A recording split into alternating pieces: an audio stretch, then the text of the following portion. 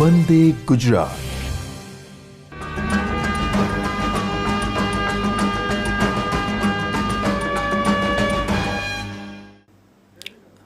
નમસ્કાર વિદ્યાર્થી મિત્રો.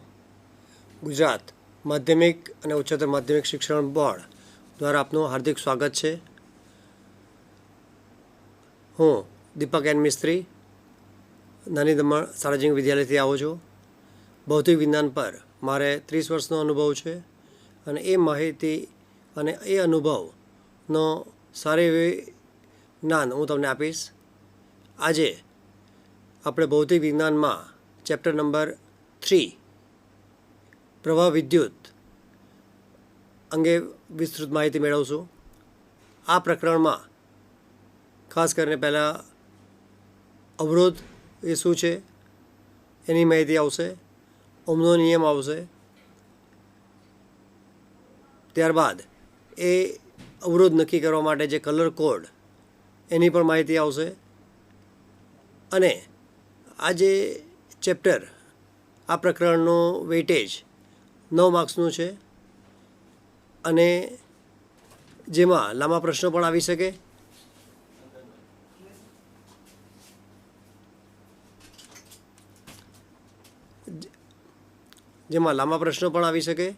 અને અગાઉના ભણતર માટે ખાસ કરીને એન્જિનિયરિંગ માટે આ ચેપ્ટર ઘણું જ અગત્યનું છે. હવે એમાં જે શરૂઆત કરીએ, પ્રવાહ વિદ્યુત એ તમે ધોરણ 10માં શીખીને આવ્યા છો. એના માટે ઓહમનો નિયમ છે એ શું છે એની માહિતી મેળવી છે. અહીંયા વધારે થોડું ડિટેલમાં જશે, થોડું દાખલા અને ઓબ્જેક્ટિવ્સ સાથે આપણે આગળ ચર્ચા કરશું. જેમાં જે સૌપ્રથમ પહેલાં અવરોધ જે સામાન્ય રીતે પોતાની ગતિને અવરોધાય, જે અવરોધને કારણે કોઈ વ્યક્તિ સહેલાઈથી ગતિ કરી શકે નહીં, એવું જ પ્રવાહ વિદ્યુતમાં થશે. હવે એ જે અવરોધની વાત કરીએ તો તેમાં આપણે બધાની એવી રજૂઆત હોય છે કે જ્યાં ઓછો અવરોધ હોય ત્યાં વ્યક્તિ ગતિ કરવાની પસંદ કરે.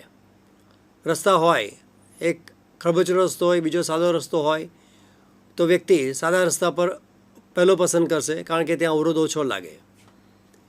જે રીતે ખરબચડો રસ્તો જો પસંદ કરે તો એને સમય વધારે લાગશે, એટલે એ બતાવે કે ત્યાં અવરોધ વધારે છે. એવું જ અહીંયા આગળ ઇલેક્ટ્રોનની ગતિમાં થશે અને એ ઇલેક્ટ્રોન કેવી રીતે ગતિ કરે તો એની માહિતી અહીંયા આજે આપણે ચર્ચા કરશું. જેમાં ખાસ કરીને ઓહમનો નિયમ એ ઘણો જ અગત્યનો ભાગ ભજવશે અને એ અવરોધ કઈ કઈ બાબત પર આધાર રાખશે અને એનું મૂલ્યમાં કેવી રીતે ફેરફાર કરી શકાય, પ્રતિશત ત્રુટિ કેવી રીતે કાઢી શકાય, એ દરેકની ચર્ચા કરશું આજે. તો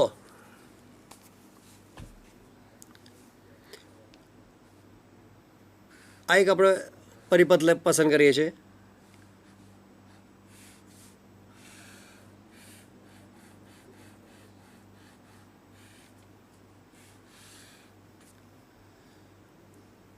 એમાં આ ધન ધ્રુવ બનશે, આ ઋણ ધ્રુવ બનશે, આ જે અવરોધ આર બનશે. હવે જે તમે ધોરણ 10માં શીખીને આવ્યા છો તો ઇલેક્ટ્રોનની ગતિ કઈ લઈ શકાય, ઇલેક્ટ્રોન ક્યાંથી ક્યાં ગતિ કરી શકે. તો ઇલેક્ટ્રોનની ગતિ અને વિદ્યુત પ્રવાહની ગતિ તો તમને દરેકને ખબર છે. વિદ્યુત પ્રવાહની ગતિ કઈ હોઈ શકે, થોડો વિચારો. તો જે તમે ધોરણ 10માં શીખીને આવ્યા છે તે પ્રમાણે વિદ્યુત પ્રવાહ જે ધન ધ્રુવમાંથી નીકળીને ઋણ ધ્રુવમાં દાખલ થશે, જ્યારે ઇલેક્ટ્રોન જે ઋણ વિદ્યુતભારિત હોવાને કારણે એની ગતિ ઋણ ધ્રુવમાંથી નીકળશે અને એ ધન ધ્રુવ પર ગતિ કરશે. તો આ સ્થિતિમાં અહીંયા આગળ આપણી પાસે બે બિંદુઓ લઈએ, એ અને બી. તો આ જે ઇલેક્ટ્રોન ગતિ કરશે તો એ ઇલેક્ટ્રોન કે જેની ઉર્જા એ પાસે સૌથી વધારે છે અને બી પાસે એની ઉર્જા સૌથી ઓછી થશે. કારણ કે આ જે ઇલેક્ટ્રોન ગતિ કરશે તો આ જે અવરોધ જેને આપણે બલ્બ તરીકે લઈએ તો એ બલ્બ પ્રકાશિત થશે. પ્રકાશિત થશે એટલે એનો અર્થ થશે કે જે ઇલેક્ટ્રોનની ઉર્જા હતી તે ઉર્જા અને પ્રકાશિત કરવામાં વપરાઈ જશે. હવે એ જ્યારે બી પર પહોંચશે ત્યારે એની ઉર્જા શૂન્ય થઈ જશે અને એ ઇલેક્ટ્રોન ફરી પાછું ધન ધ્રુવ પર પહોંચી જશે. હવે તમને એ સવાલ થશે કે આ ઇલેક્ટ્રોન ધનથી ઋણ પર કેવી રીતે પહોંચશે? કોઈ બતાવી શકે? આ ઇલેક્ટ્રોન ધનથી ઋણ ધ્રુવ પર કેવી રીતે પહોંચી શકે?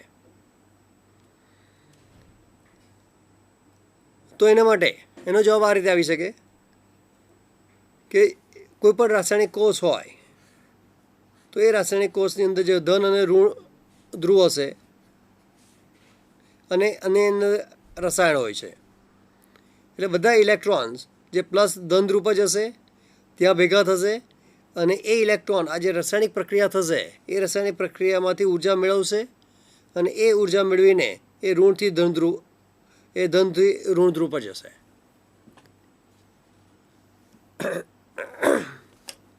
તો આ જે ચર્ચા, એટલે આ તમારે કેવી રીતે ઉર્જા મળે છે જે માહિતી તમે કેમેસ્ટ્રીમાં, રાસાયણિક વિજ્ઞાનમાં તમે મેળવી છે અને ભૌતિક વિજ્ઞાનમાં પણ એને EMF તરીકે ઓળખવામાં આવે છે, જેની વિસ્તૃત ચર્ચા પાછળથી કરશું. તો અહીંયા ઇલેક્ટ્રોન ગતિ કરતું હોવાથી પણ આપણે ઇલેક્ટ્રોનની ગતિની દિશામાં પ્રવાહ લીધો નથી. એનું કારણ સ્વાભાવિક છે કે જે કંઈ આપણે વ્યાખ્યા લઈએ છીએ દરેક વ્યાખ્યામાં ધન વિદ્યુતભારને જ ધ્યાનમાં લઈએ છીએ. જે રીતે પ્રકરણ 2માં વિદ્યુત સ્થિતિમાનની વ્યાખ્યા તમે જોઈ હશે. વિદ્યુત સ્થિતિમાનમાં આપણે લખેલો હતો V = W/Q. એટલે કે એકમ ધન વિદ્યુતભારને અનંત અંતરેથી આપેલા બિંદુ સુધી લાવવા માટે કરવું પડતું કાર્ય જે એનું વિદ્યુત સ્થિતિમાન બતાવે. તો એ જે કાર્ય અથવા એ વિદ્યુત સ્થિતિમાન માટે આપણે એકમ ધન વિદ્યુતભારનો ઉપયોગ કરીએ છીએ. બીજું, ધન ધ્રુવ હોય તેનું વિદ્યુત સ્થિતિમાન વધારે હોય, ઋણ ધ્રુવનું ઓછું હોય. જો ઇલેક્ટ્રોનની દિશામાં જ પ્રવાહ લેવામાં આવે તો ઘણું ખોટું અર્થઘટન આપણને લાગે, કારણ કે વિદ્યુત પ્રવાહ ઋણ ઓછાથી વધારે તરફ ગતિ કરે, જે સ્વાભાવિક શક્ય નથી. પાણીનો પ્રવાહ પણ તમે જુઓ તો વધારે ઢોળાવથી ઉપરથી નીચે તરફ સહેલાઈથી ગતિ કરી શકે. એટલે જેનું વિદ્યુત સ્થિતિમાન વધારે હોય ત્યાંથી ઓછા વિદ્યુત સ્થિતિમાન તરફ એ સહેલાઈથી ગતિ કરે. તો પાણીનો પ્રવાહ એ રીતે કરે, એના સંદર્ભમાં લઈને આપણે વિદ્યુત પ્રવાહ દર્શાવીએ છીએ કે જે ધન ધ્રુવનું વિદ્યુત સ્થિતિમાન વધારે છે, ઋણ ધ્રુવનું વિદ્યુત સ્થિતિમાન ઓછું છે અને વિદ્યુત પ્રવાહ વધારેથી ઓછી તરફ ગતિ કરશે. અને એટલા માટે ઇલેક્ટ્રોન છે જે ધન વિદ્યુતભારની ગતિને કારણે રચાય છે એવું લઈ શકાય. હકીકતમાં કોઈ ધન વિદ્યુતભાર ગતિ કરતા નથી. ધન વિદ્યુતભાર અહીંયાથી બહાર નીકળશે ને એ પ્રવાહની વિરુદ્ધ દિશામાં જશે, પ્રવાહની દિશામાં જશે અને એ ઋણ ધ્રુવ પર પહોંચશે. એટલે જે કંઈક આપણે વ્યાખ્યાનના સંદર્ભમાં લઈએ તો ધન વિદ્યુતભારની ગતિ આવશે અને પ્રાયોગિક રીતે જોઈએ તો એ ઇલેક્ટ્રોન ગતિ કરતા હશે. પણ ઇલેક્ટ્રોનની દિશામાં આપણે પ્રવાહ લઈ શકાય નહીં, કારણ કે એ રીતે લેવામાં જઈએ તો વિદ્યુત પ્રવાહ ઓછાથી વધારે તરફ ગતિ કરશે, જે વાસ્તવિકતાની દૃષ્ટિએ ખોટું છે. કોઈપણ વસ્તુ, કોઈપણ પાણી નીચેથી ઓછાથી વધારે તરફ ગતિ કરી શકે નહીં. જો એ ગતિ કરવો હોય તો આપણે કંઈક ઉર્જા આપવી પડે, આપમેળે ગતિ કરી શકે નહીં. તો એટલા માટે જે કંઈ વિદ્યુત પ્રવાહ આપણે લેવાનો છે તે ધન વિદ્યુતભારની ગતિને ધ્યાનમાં લઈને જ કરીએ છીએ. એટલે એ બિંદુ પાસે ઇલેક્ટ્રોનની ઉર્જા વધારે છે અને બી બિંદુ પાસે ઇલેક્ટ્રોનની ઉર્જા શૂન્ય છે. જ્યારે એકમ ધન વિદ્યુતભારના સંદર્ભમાં આપણે ચર્ચા કરીએ તો એકમ ધન વિદ્યુતભારની બી પાસે ઉર્જા મહત્તમ છે અને એ પાસે ઉર્જા શૂન્ય થઈ જશે. હવે પેલું તમને ખ્યાલ હશે કે જે તમે ઘડિયાળમાં એક સેલ નાખો, એ સેલ 3 મહિના 4 મહિના સુધી પછી એ બંધ થઈ જાય છે. એનું કારણ કે જ્યાં સુધી આ ઇલેક્ટ્રોન ગતિ કરશે, અવરોધમાંથી પસાર થાય, એટલે કે કંઈક પોતાની ઉર્જા ગુમાવે, બી પર આવશે, ફરી પાછું ધન પર જશે, પાછી એ રાસાયણિક પ્રક્રિયા થશે અને તેમાંથી ઉર્જા મેળવશે અને ઋણ ધ્રુવ પર જશે. એટલે આ પ્રક્રિયા જ્યાં સુધી ચાલતી રહે કે જ્યાં સુધી એને ઉર્જા મળતી રહે. જ્યારે રાસાયણિક પ્રક્રિયા બંધ થઈ જશે એટલે આ ઇલેક્ટ્રોનને ધનથી ઋણ ધ્રુવ પર જવા માટે કોઈ ઉર્જા મળતી ન હોય તો તે સંદર્ભમાં બધા ઇલેક્ટ્રોન ધન ધ્રુવ પર આવીને અટકી જશે અને એ અવરોધમાંથી ઇલેક્ટ્રોન પસાર થશે નહીં, જેને કારણે એ બલ્બ અથવા ઘડિયાળ એ બંધ થઈ જશે અને એ સંજોગોમાં તમારે એ સેલ બદલવો પડશે. હવે સેલના પણ ઘણા અલગ અલગ પ્રકાર છે, જે ચાર્જેબલ સેલ અને પ્રાઇમરી અને સેકન્ડરી સેલ. પ્રાઇમરી સેલ કે જે એક વખત વપરાઈ ગયા બાદ એને ફેંકી દેવો પડે છે, જ્યારે સેકન્ડરી સેલ એટલે ગૌણ કોષ કે જેને આપણે સતત ચાર્જ કરી શકાય. એટલે એક વખત ડિસ્ચાર્જ થઈ ગયા બાદ એને ફરી પાછું પરિપથમાં જોડીને એને ચાર્જ કરી શકાય અને એને કારણે એને ફરી પાછો ઉપયોગ કરી શકાય.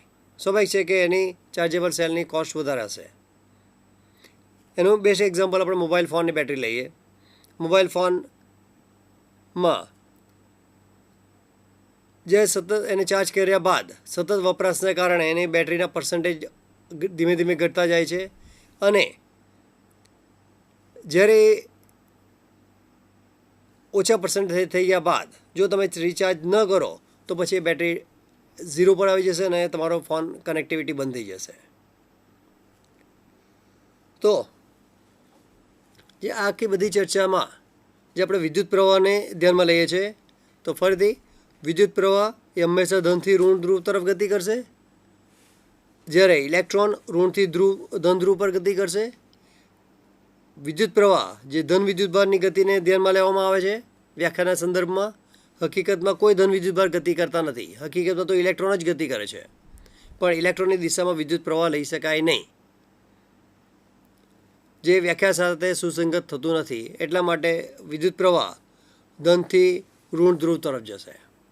બીજું, કેટલાક વિદ્યાર્થીઓને આ સવાલ થાય છે કે વિદ્યુત પ્રવાહ જેનું મૂલ્ય પણ છે, જે સામાન્ય રીતે આપણે એમ્પિયરમાં બતાવીએ છીએ, 2 એમ્પિયર, 5 એમ્પિયર, માઇક્રો એમ્પિયર, મિલી એમ્પિયર, અને એની દિશા પણ છે પ્લસથી માઇનસ તરફ.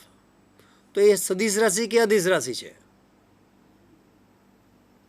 સામાન્ય રીતે આપણે એવું લઈએ છીએ કે જે કોઈ રાશિ અને મૂલ્યની દિશા બંને હોય તો એ સદિશ રાશિ થશે.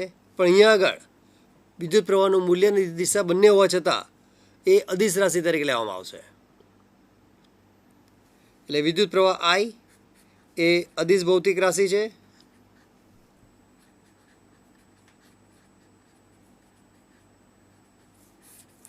આ ખાસ ધ્યાનમાં રાખે છે. એનો એ અપવાદના સ્વરૂપમાં આવશે, કારણ કે એની જે દિશા છે તે વિદ્યુત સ્થિતિમાનને કારણે મળે છે. વિદ્યુત સ્થિતિમાનની દિશા બદલો તો પ્રવાહની દિશા પણ બદલાઈ જશે. તો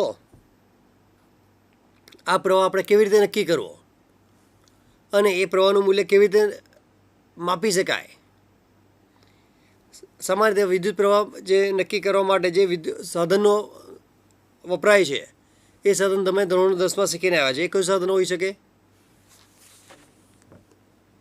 ધોરણ 10માં જે મિલીમીટર, વોલ્ટમીટર, ગેલોનોમીટર એવા બધા સાધનો તમે જોયા હશે, જેમાં એ મીટર એ વિદ્યુત પ્રવાહ માપે છે અને એ મીટર હંમેશા પરિપથમાં શ્રેણીમાં જોડવામાં આવે છે.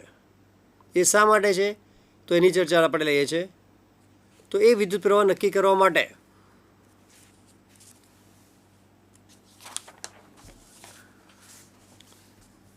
જે સમીકરણ આપણે કયું વાપરી શકાય? તો વિદ્યુત પ્રવાહ I ઇઝ ઇક્વલ ટુ, જે તમે ધોરણ 10માં શીખેલા છે તે પ્રમાણે I is equal two Q Q/T અને એના ઉપરથી એનો એકમ લઈ શકાય કુલમ પર સેકન્ડ અથવા એમ્પિયર, અથવા એને બીજી રીતે લખવું તો Q = IT તરીકે લખી શકાય, Q = IT. અને એ જે પારિમાણિક સૂત્ર આપણે લઈએ તો વિદ્યુતભારનું પારિમાણિક સૂત્ર આવશે M0 L0 T1 A1, જ્યાં T એ સમય બતાવશે ને A એટલે એમ્પિયર બતાવશે, ને વિદ્યુત પ્રવાહ જે આવશે M0 L0 T0 A1, અથવા ફક્ત A1 થી બતાવી શકો.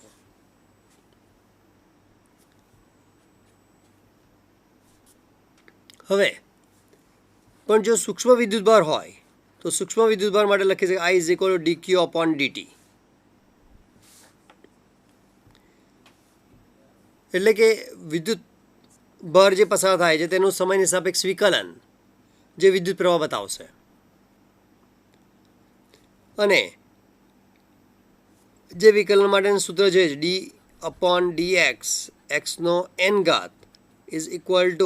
બતાવી શકે કોઈ કેવી રીતે આવશે? શું આવશે? n x⁻n-1.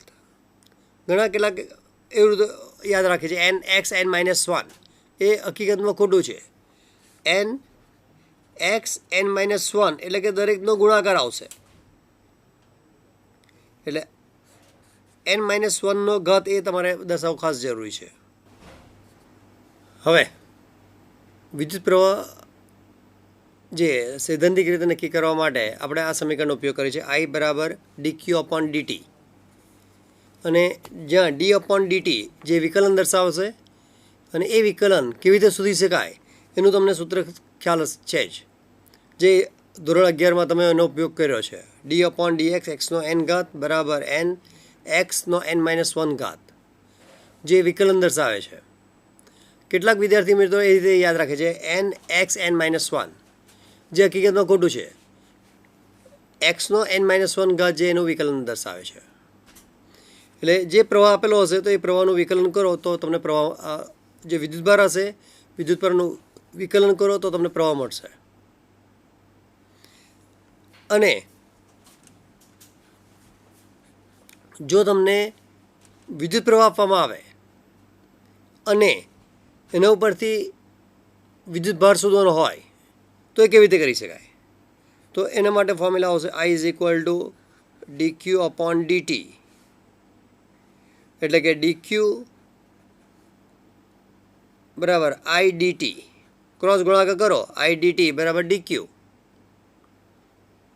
અને એના ઉપરથી q શોધવા માટે એનું જે સંકલન લેવામાં આવે એટલે સંકલન dq = સંકલન I/dt. એટલે કે q = સંકલન I/dt. એટલે વિદ્યુત પ્રવાહ પરથી વિદ્યુતભાર શોધવા માટે સંકલનનો ઉપયોગ કરવામાં આવશે. અને એ સંકલનનું સૂત્ર જે તમને ખબર છે દરેકને x⁻n dx = x⁻n+1/n-1, જ્યાં n ની કિંમત n ≠ -1. કારણ કે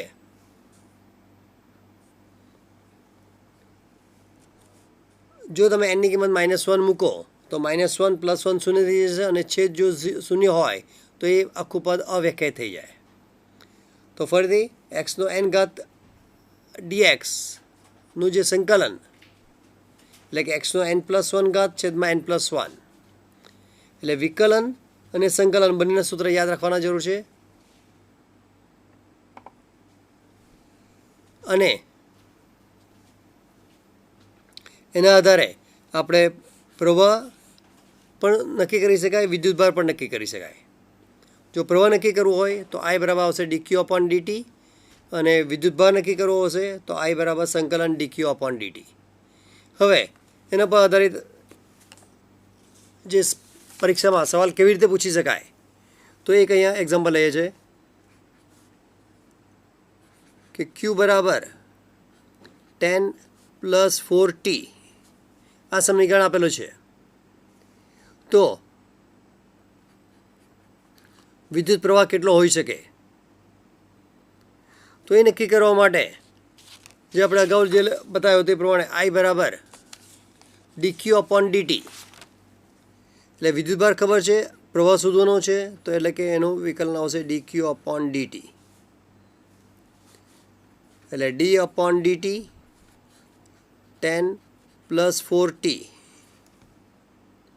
અને મેથ્સમાં તમને ખબર છે કે કોઈ પણ અચળ રાશિ હોય તો એનું વિકલન સ્વાભાવિક છે કે શૂન્ય થશે, પ્લસ 4 ટીનું વિકલન જે રીતે આપણે અગાઉ સમીકરણ જે બતાવ્યું છે ડી અપોન dx અથવા D upon dt. T X એ વેરિયેબલ કહેવાય છે, એટલે કોઈ પણ તમે ટર્મમાં લખી શકો. તો એનું સૂત્ર કયું આવી શકે? n ટી n-1 ઘાત. તો અહીંયા n ની કિંમત 1 તમે મૂકો તો n ની કિંમત 1, એટલે ડી અપોન ડીટી આપણે ફક્ત ટીનું વિકલન જોઈએ છે, એટલે n ની કિંમત 1 આવશે. તો અહીંયા 1 ટી 1-1,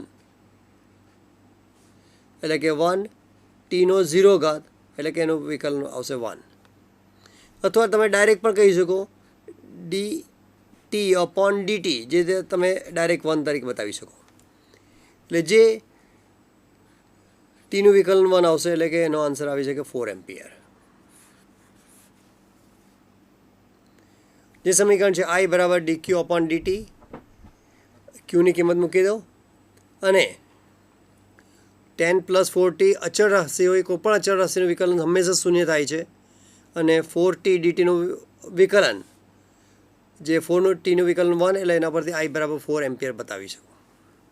એ જ રીતે એનાથી ઉલટું, ધારો કે પ્રવાહ તમને આપી દેવામાં આવે, પ્રવાહ આ જ સમીકરણ લઈએ છે 10 + 4t છે, તો t બરાબર 0 સેકન્ડથી t બરાબર 2 સેકન્ડમાં કેટલો વિદ્યુતભાર પસાર થશે? આ T1 છે, T2 છે, તો અવરોધમાંથી કેટલો પ્રવાહ પસાર થઈ શકે? તે વિદ્યુતભારની ગણતરી કરવા માટે આપણે સંકલનનો ઉપયોગ કરવો પડશે, એટલે કે q = સંકલન I dt, એટલે સંકલન 10 + 4t dt. હવે અનુસંકલન કેવી રીતે કરવું? અને જ્યારે સમયની બે કિંમત આપેલી હોય તો એની લોઅર લિમિટ અને અપર લિમિટ લેવાશે, T1 અને T2. હવે આનું સંકલન કરવા માટે જે આપણે સંકલન અગાઉ સૂત્ર લખ્યું છે xનો n ઘાત dx = xનો n+1 ઘાત છેદમાં n+1 ઘાત. તો અહીંયા 10 કોઈ પણ રાશિ નથી, એટલે કે 1 છે, 1નો અર્થ થશે કે xનો 0 ઘાત છે, તો xનો 0 ઘાત મૂકો તો 0 + 1 છેદમાં 0 + 1, એટલે કે xનો 0 ઘાત dx, એટલે કે સંકલન dx, જેની કિંમત આવશે xનો 1 ઘાત ભાગ્યા 1. તો એ જ રીતે સંકલન dt લખવું હોય તો એ આવશે t, dxનું સંકલન x, તો dtનું સંકલન t, એટલે એના પરથી લખી શકાય 10t + 4, ટીનો અહીંયા 1 ઘાત છે, તો ટીનો 1 ઘાત છે, તો અહીંયા કિંમત મૂકો તો 1 + 1 2, એટલે કે ટીનો 2 ઘાત છેદમાં 2 ઘાત. એટલે આ જે વિકલન થશે, આ સંકલન થશે, અને આ સંકલન કર્યા પછી જે કિંમત આપેલી છે ક્યાંથી 0 થી 2 સેકન્ડ, એટલે નીચેની કિંમત 0 આવશે, ઉપરની કિંમત 2 સેકન્ડ આવશે, તો 2 અહીંયા કટ થશે, એટલે 10 × 2 + 2t², એટલે 2નો વર્ગ -0, ટીની કિંમત પણ 0, t² ની કિંમત પણ 0, એટલે શૂન્ય રહેશે. તો આનો સાદુરૂપ આપો તો એનો આન્સર આવશે 8 + 20, એટલે કે 28 કુલમ.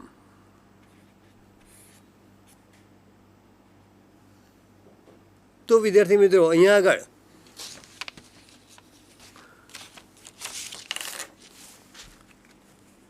જે આપણે ગણતરી લીધી કે જેમાં વિદ્યુત પ્રવાહ કેવી રીતે શોધી શકાય, વિદ્યુત ભાર કેવી રીતે શોધી શકાય, અને જે તમારે ધોરણ 12માં જે એનસીઆરટીનો સમાવેશ કરવાનું કારણ એ છે કે જેમાં તમે નાની નાની બાબતને ધ્યાનમાં રાખો અને તમે જે તમારા જે સબ્જેક્ટ હોય એ સબ્જેક્ટમાં તમે ઘણું ઊંડાણપૂર્વક તમે એમાં માહિતી મેળવી શકો. તો આ જે અવરોધ, વિદ્યુત પ્રવાહ, વિદ્યુત સ્થિતિમાનનો તફાવત અને અવરોધ જે ત્રણે સંકળાયેલ રાશિ છે, જે ઓમના નિયમને એને વચ્ચેનો સંબંધ મેળવ્યો છે, તો એ ઓમનો નિયમ શું છે તે હવે જોઈએ.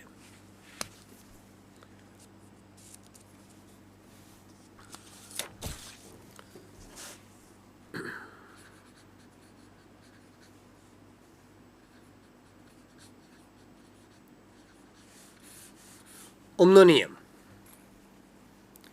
જે અવરોધ નક્કી કરવા માટે ઘણો અગત્યનો છે. તો પહેલાં તો નિશ્ચિત ભૌતિક પરિસ્થિતિ, નિશ્ચિત ભૌતિક પરિસ્થિતિ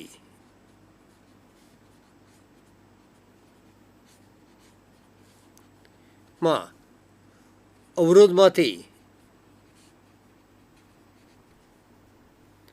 અવરોધના બે છેડા વચ્ચે વિદ્યુત સ્થિતિમાન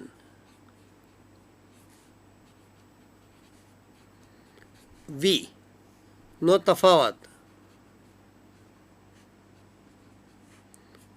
વિદ્યુત સ્થિતિમાનનો તફાવત જે V વોલ્ટથી બતાવવામાં આવે, અને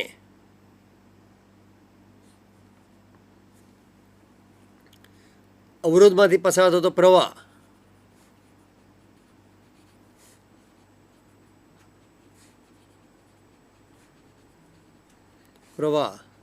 કેપિટલ I ના સમપ્રમાણમાં હોય છે.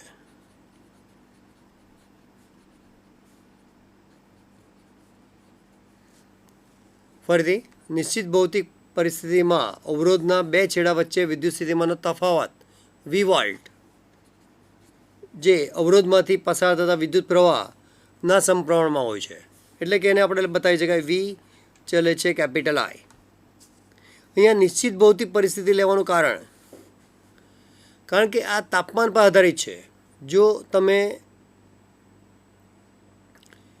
27 ડિગ્રી સેલ્સિયસ તાપમાને કોઈ અવરોધમાં આપો અને પછી 37-50 ડિગ્રી સેલ્સિયસ પર તાપમાને અવરોધમાં આપો તો બંનેના અવરોધનું મૂલ્ય બદલાઈ જશે. એટલા માટે નિશ્ચિત ભૌતિક પરિસ્થિતિનો ઉલ્લેખ કર્યો છે કે જે તાપમાન પર આધારિત છે. અને V ચલે છે I, તો એના પરથી તમે બતાવી શકો V is equal two IR, અથવા R is equal two V upon I, અથવા બીજું કહી શકાય I is equal two V upon R. તો ત્રણ સમીકરણ જે અગત્યના છે, V બરાબર IR, I is equal two V upon I, અથવા I is equal two V upon R, જે વારંવાર ઉપયોગમાં છે. અને આ ઓમનો નિયમને તમે સરળતાથી આ ટ્રાયેંગલ પરથી પણ યાદ રાખી શકો. આ ટ્રાયેંગલમાં તમે આ રીતે બતાવો તો V I R, તો જે પહેલું સમીકરણ છે V is equal two IR, બીજું સમીકરણ છે R is equal two V upon I, ત્રીજું સમીકરણ છે I બરાબર V ભાગ્યા R. એટલે ત્રણ સમીકરણ આ એક ટ્રાયેંગલ પરથી બતાવી શકાય, જે આ તમને યાદ રાખવા માટે સરળતા ખાતર અને લાંબા સમય સુધી યાદ રાખી શકાય એ રીતના માટે આ બતાવ્યું છે. ટેક્સ્ટબુકમાં નથી, પણ આ રીતે તમે યાદ રાખી શકો. હવે આ જે અવરોધ R is equal two V upon I લખે છે, તો એનો એકમ કયો આવી શકે?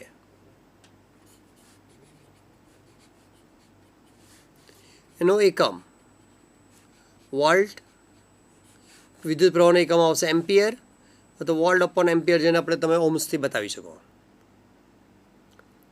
વોલ્ટ અપોન એમ્પિયર અથવા ઓમ્સ. હવે એના પરથી ખાસ કરીને જે પારિમાણિક સૂત્ર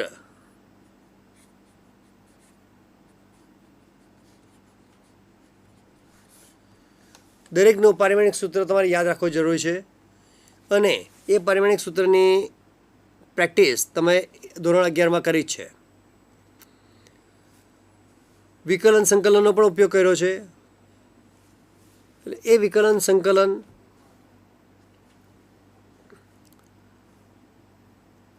અને જે પારિમાણિક સૂત્ર છે તો એ દરેકના તમારે યાદ રાખવા જરૂરી છે. હવે આનું પારિમાણિક સૂત્ર આપણે કેવી રીતે મેળવી શકાય? તો અહીંયા આપણે લઈએ છીએ R = V/I. V એટલે કે વિદ્યુત સ્થિતિમાનનો તફાવત, I એટલે વિદ્યુત પ્રવાહ. તો એનું સમીકરણ મેળવવા માટે પાવરનું સમીકરણ દરેકને ખબર છે. પાવર P = વોલ્ટેજ ગુણ્યા કરંટ. તો વોલ્ટેજ માટે લખી શકાય પાવર ભાગ્યા કરંટ. તો વોલ્ટેજ પાવરનું પારિમાણિક સૂત્ર આપણે 11માં લખેલું હતું M1L2T-3 ભાગ્યા A. એટલા માટે વોલ્ટેજ બની શકે M1L2T-3 A-1. આ જે વોલ્ટેજનું પારિમાણિક સૂત્ર છે. વોલ્ટેજ વિદ્યુત સ્થિતિમાનનો તફાવત,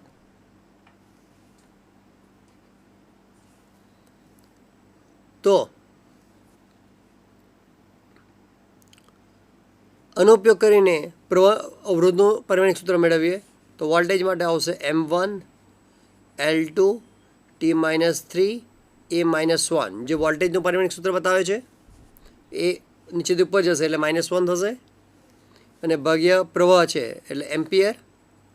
એટલે એનું પારિમાણિક સૂત્ર આવી શકે M1L2T-3 A-2. -1 ઉપર જશે એટલે -2 તરીકે બતાવી શકાય. તો આ વોલ્ટેજ પ્રવાહ એના પારિમાણિક સૂત્ર ખાસ યાદ રાખવા જરૂરી છે અને એ 1 માર્ક્સના સવાલમાં પણ તમને પૂછી શકાય છે. અથવા એને ઉલટો પણ પૂછવામાં આવે કે M1L2T-3 A-2 ખાલી જગ્યાનું પારિમાણિક સૂત્ર દર્શાવે છે. તો તમે આન્સર લખી શકો અવરોધ. હવે આ જે અવરોધનો વ્યસ્ત લઈએ તો એ કંડક્ટન્સ તરીકે બતાવે છે. કંડક્ટન્સ જે C અથવા G તરીકે લેવામાં આવે છે. તો અહીંયા આપણે C તરીકે લઈએ તો C = આવશે 1/R. 1/R અથવા તો એનો વેલ્યુ આવશે I/V.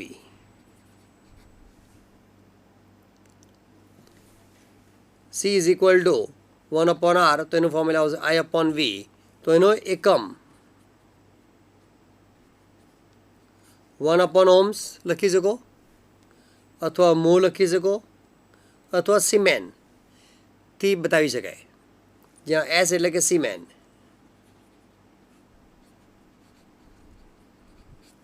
S સિમેન બતાવશે. તો 1/ohms આ સંજ્ઞા ઓહ્મ્સ બતાવશે, આ સંજ્ઞા મો MHO અને S એટલે કે સિમેન. તો અને V ફરીથી તો અવરોધ માટે આવી શકે V/I અને કંડક્ટન્સ માટે આવી શકે SE = I/V. અને પરીક્ષામાં તમને આવા સવાલ અનુભવ આધારિત સવાલ આ રીતે પૂછી શકાય કે વોલ્ટેજ વિરુદ્ધ કરંટ ના આલેખનો ઢાળ 30 ડિગ્રી છે તો અવરોધ R બરાબર ખાલી જગ્યા. હવે એનો ઢાળ પરથી એટલે આ વોલ્ટેજ કરંટ આ ઢાળ છે જેનો આપણે 30 ડિગ્રી લીધો. તો કોઈ પણ ઢાળ તમે લેવું હોય તો એટલે કે tan θ લેવાશે. ઢાળ એટલે કે tan θ. તો એ tan θની કિંમત અહીંયા આગળ આવી શકે સમયની બાજુ ભાગ્યા પાસેની બાજુ. સમયની બાજુ એટલે કે વોલ્ટેજ ΔV, આ θ આવશે અને આ વિદ્યુત પ્રવાહનો ફેરફાર એટલે ΔI. તો ΔV/ΔI એટલે કે એ અવરોધની કિંમત આપશે. એટલે વી અપોન આઈનો ગુણોત્તર જે અવરોધ બતાવે છે. હવે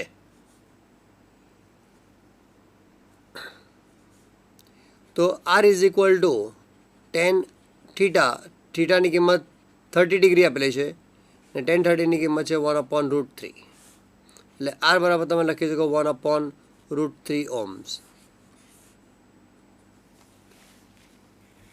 બીજી એક ખાસ વાત તમને ચર્ચા કરવાની, કારણ કે અહીંયા આગળ ગુજરાત બોર્ડમાં કેલ્ક્યુલેટરની પરમિશન છે. આવી જે ગણતરી 1/√3 એ ગણતરી તમે કેલ્ક્યુલેટર પર કરી શકો, પરંતુ જ્યારે તમે એન્ટ્રન્સ એક્ઝામ આપો છો તો એ એન્ટ્રન્સ એક્ઝામમાં કોઈ કેલ્ક્યુલેટરની પરમિશન નથી. ત્યાં આ દરેક કિંમતો તમારે યાદ રાખવી જરૂરી છે. √2 જે રીતે ખબર છે, √2 એટલે 1.41, √3 1.73, 1/√2 0.7071, 1/√3. તો આવી દરેક કિંમતો તમારે યાદ રાખવી પડશે.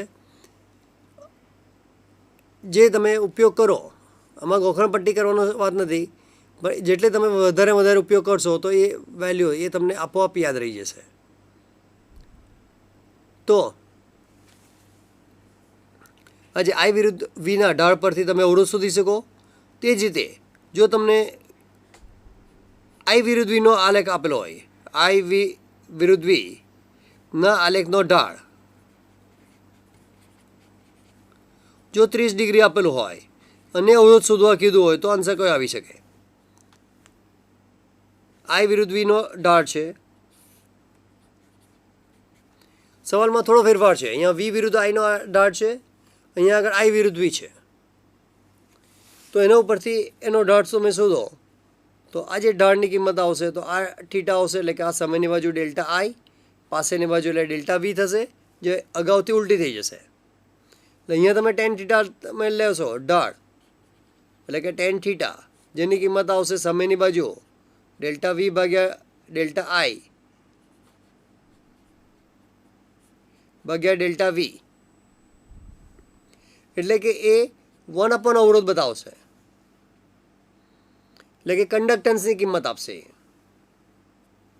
અને એ કિંમત તમે મૂકો તો 1030 ઇઝ ઇક્વલ ટુ 1/r. 1030ની કિંમત છે 1/√3 ઇઝ ઇક્વલ ટુ 1/r. માટે આર બરાબર લખી શકાય √3 ohms. એટલે આ રીતે તમે કયો આલેખ છે એ આલેખ પણ તમારે ધ્યાનમાં લેવો પડશે.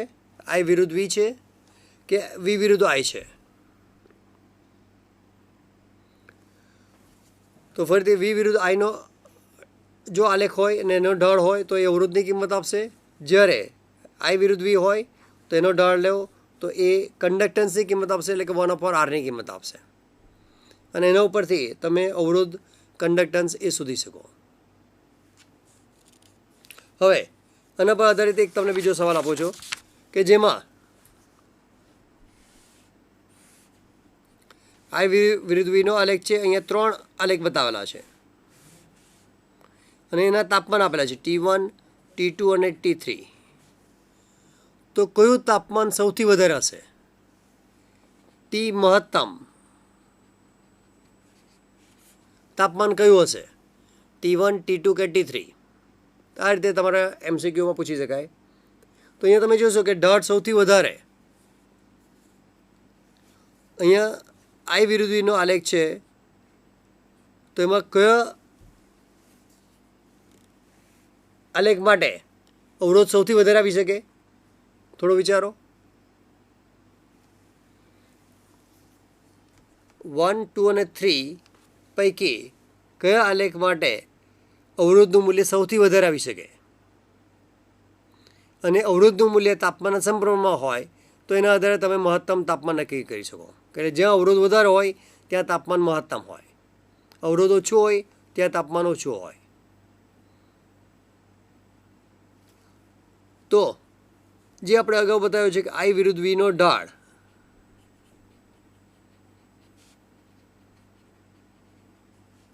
જે 1/r ની કિંમત આપશે, એટલે જ્યાં ઢાળ વધારે ત્યાં અવરોધ ઓછો. આ સમીકરણ બતાવશે. એટલે કે R1, R2 અને R3. તો R1 માટે શું કહી શકાય? R1 માટે ઢાળ ઓછો છે એટલે R1નું મૂલ્ય વધારે આવશે. R2 માટે ઢાળ વધે છે એટલે એની કિંમત ઘટશે.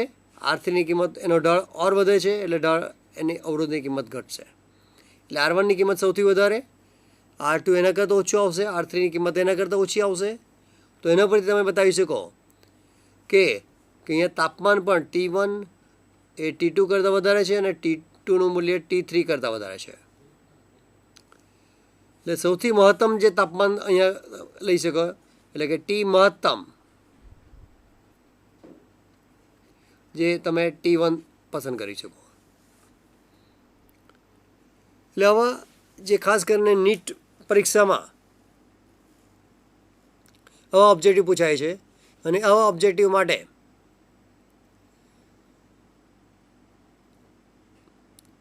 જે નીટની પરીક્ષામાં આવા ઓબ્જેક્ટિવ પૂછાય છે અને આવા ઓબ્જેક્ટિવ માટે જે તમારે આવા જે તમારે રેફરન્સ બુકનો ઉપયોગ કરવો પડશે.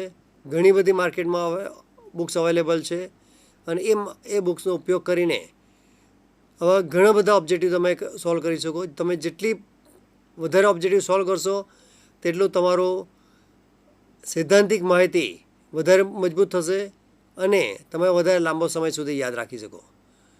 વિદ્યાર્થીઓને એ જ ખાસ કહેવાનું કે ભૌતિક વિજ્ઞાન એ ગોખણપટ્ટીનો વિષય નથી.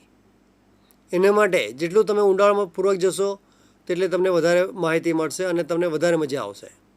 ઘણા વિદ્યાર્થીઓને 11થમાં ધોરણ 11માં જે દાખલ થયા હોય તો તે વખતે ભૌતિક વિજ્ઞાન સૌથી ભારે સબ્જેક્ટ તરીકે આપતા હોય છે અને જો ભૌતિક વિજ્ઞાનને ઓપ્શનલ સબ્જેક્ટ તરીકે જો ગણતરી કરવામાં આવે તો ઘણા બધા વિદ્યાર્થીઓ ભૌતિક વિજ્ઞાનને સાઈડ પર મૂકી દે. પરંતુ તમે એન્જિનિયરિંગ કે મેડિકલ કોઈપણ ફિલ્ડમાં જાઓ તો તે દરમિયાન તમારે ભૌતિક વિજ્ઞાનનો સંપર્ક જરૂરી છે. મેડિકલ ફિલ્ડમાં હોય તો ત્યાં ડૉક્ટર તમારી પાસે પ્રેશર મપાવશે ને પ્રેશર માપીને જ પછી આગળ ટ્રીટમેન્ટ કરશે. તો પ્રેશર પછી એક્સરે એ બધા જે ટર્મ્સ છે તે ભૌતિક વિજ્ઞાન સાથે સંકળાયેલ છે અને એટલા માટે ભૌતિક વિજ્ઞાનને ઓપ્શન તરીકે આપી શકાય નહીં. એન્જિનિયરિંગ તો આખું ભૌતિક વિજ્ઞાન પર જ આધારિત છે. તો આવા ભૌતિક વિજ્ઞાન માટે તમે પ્રભુત્વ મેળવવા માટે એમાં નાસીપાસ થવાની જરૂર નથી, પરંતુ વધારે ડીપમાં એ ન્યુમેરિકલ્સ કરવાની જરૂર છે અને એને માટે તમારી જે સ્કૂલના શિક્ષકો હોય તેનો તમે ગાઈડન્સ લઈ શકો અને જ્યાં તમને ગૂંચવણ હોય તો એ માહિતી ગોખણપટ્ટી કરવાના બદલે કોઈ શિક્ષકનો સંપર્ક કરીને તમે એ કેવી રીતે આવે છે અને શા માટે આ જ ફોર્મ્યુલા લીધી તો એવા સવાલો પોતે જ ઊભા કરીને તમે શિક્ષકો સાથે ચર્ચા કરી શકો. હવે થોડું આગળ વધીએ છીએ. આ જે અવરોધ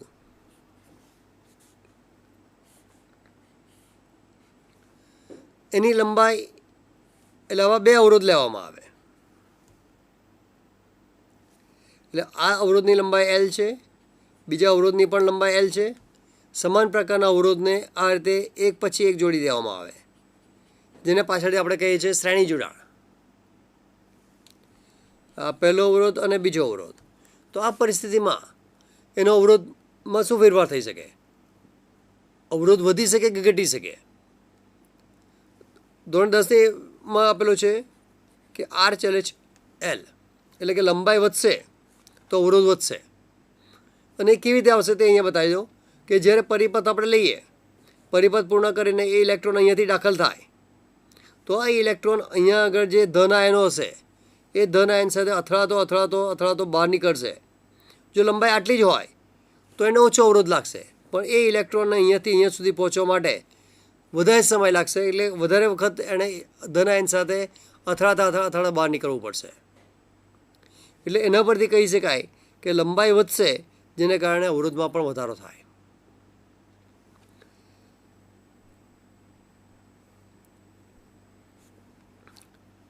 એ જ રીતે આ પહેલો અવરોધ છે અને એને સમાન એને આ રીતે બીજો અવરોધ મૂકવામાં આવે તો આ જે ઇલેક્ટ્રોન અહીંયાથી દાખલ થશે તો એના માટે એક બીજો માર્ગ પણ મળી ગયો. એક ઇલેક્ટ્રોન આમ આ જઈ શકે, એક ઇલેક્ટ્રોન અહીંયાથી પણ જઈ શકે. એટલે ઇલેક્ટ્રોન સરળતાથી અહીંયા આગળ આ એલ જેટલું અંતર ક્રોસ કરી શકે. પહેલાંમાં ખાલી એક જ અવરોધ હતો કે જે ઇલેક્ટ્રોન એક જ માર્ગ પસંદ કરવો પડતો. જો તમને બીજો માર્ગ પસંદ કરવામાં આવે તો સ્વાભાવિક છે કે તમે એ ઇલેક્ટ્રોન આ અથવા આ કોઈ પણ માર્ગમાંથી પસાર થઈ શકે. એટલે એના માટે ઇલેક્ટ્રોનને આ જે એલ લંબાઈ ક્રોસ કરવા માટે જે સરળતાથી ક્રોસ કરી શકશે. એટલે અહીંયા કહી શકાય આપણે અવરોધ ઘટે છે એટલે કે આર ચલે છે 1/a.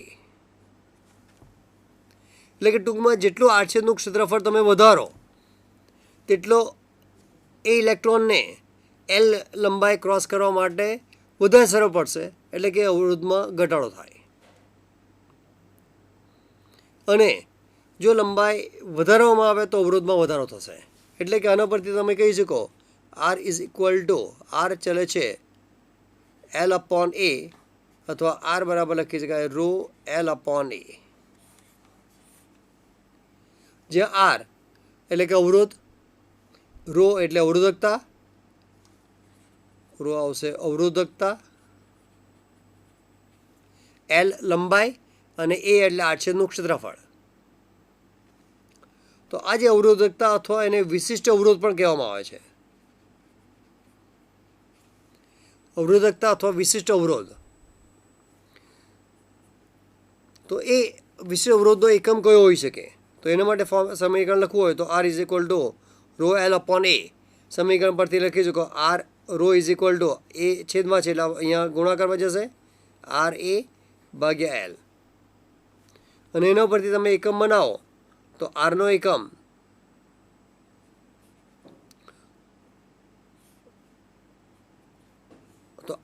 એટલે ઓમ.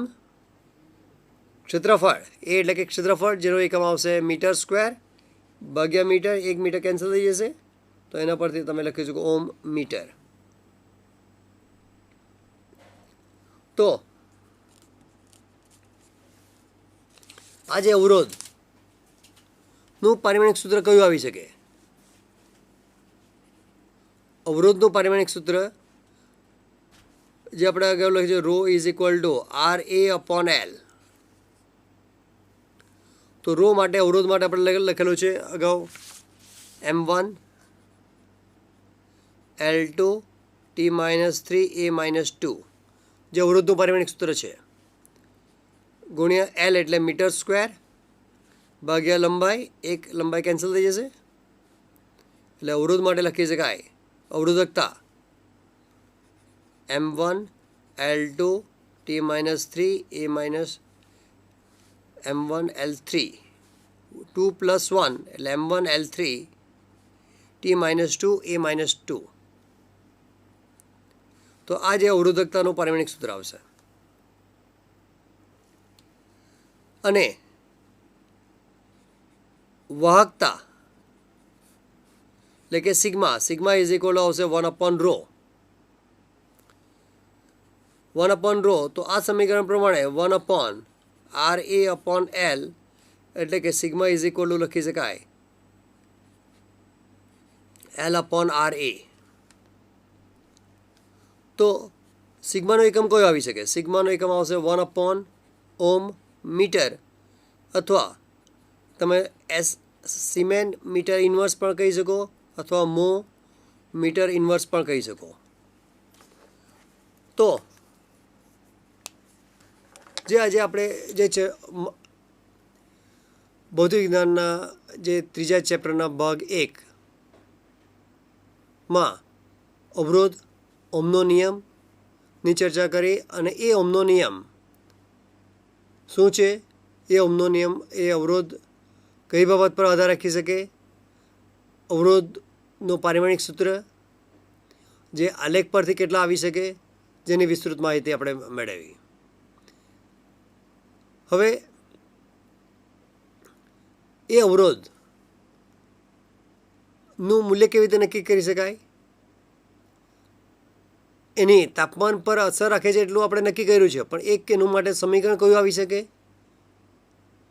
જેની વિસ્તૃત માહિતી આપણે બીજા ભાગમાં લેશું. અને આ અહીંયા જે આપણે દરેકના પારિમાણિક સૂત્ર જે લીધા છે, ખાસ કરીને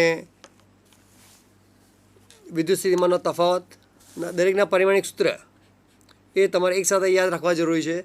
વોલ્ટેજનું પારિમાણિક સૂત્ર આવશે M1 L2 T-3 A-1. અવરોધ માટે આવશે M1 L2 T-3 A-2. આ બેના પારિમાણિક સૂત્ર ખાસ યાદ રાખવા જરૂરી છે. એની સાથે વિકલન, જેનું સમીકરણ છે d/dx, xનો n ઘાત બરાબર nxn-1, અને સંકલન xનો n ઘાત dx બરાબર xનો n+1 ઘાત ભાગ્યા n+1, જ્યાં n is not equal to -1. આ કન્ડિશનને ધ્યાનમાં રાખીને આ સૂત્ર આપણે જે લઈએ છીએ, તો આ સારાંશ તમારે યાદ રાખવાનો છે અને એનો આપણે બીજા ભાગમાં ઉપયોગ કરશું. તો આશા છે કે તમે આ જે માહિતી મેળવી તેને પૂરેપૂરું સમજો અને જે આ ટેલિકાસ્ટ ફરી પાછું જે રીટેલિકાસ્ટ થાય ત્યાં પર તમે એનો અભ્યાસ કરો કે જેથી તમે એ આ સબ્જેક્ટ પર વધારે પકડ મેળવી શકો. નમસ્કાર.